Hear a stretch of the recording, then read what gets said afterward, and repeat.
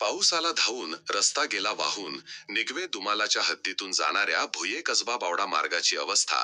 येथील निगवे दुमालाच्या हद्दीतून जाणाऱ्या भुये ते कसबा बावडा रस्त्याचे काम संथ गतीने सुरू आहे. तसेच नाले नसल्याने पावसाचे पाणी रस्त्यावरून थेट शेतात जाऊन तुंबून राहिल्यामुळे पिकांचे नुकसान झाले. रस्त्याचे काम 2 ते 3 महिने सुरू आहे.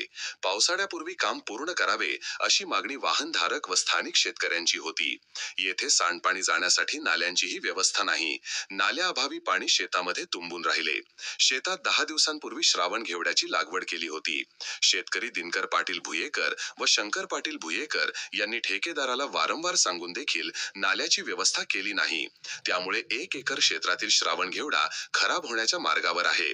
लागवडीसाठी 80,000 रुपये खर्च झाला आहे. नुकतेच फुलण्याच्या अवस्थेमध्ये पीक आले आहे. तोपर्यंत पाण्याने कुजून जाण्याच्या मार्गावर आहे.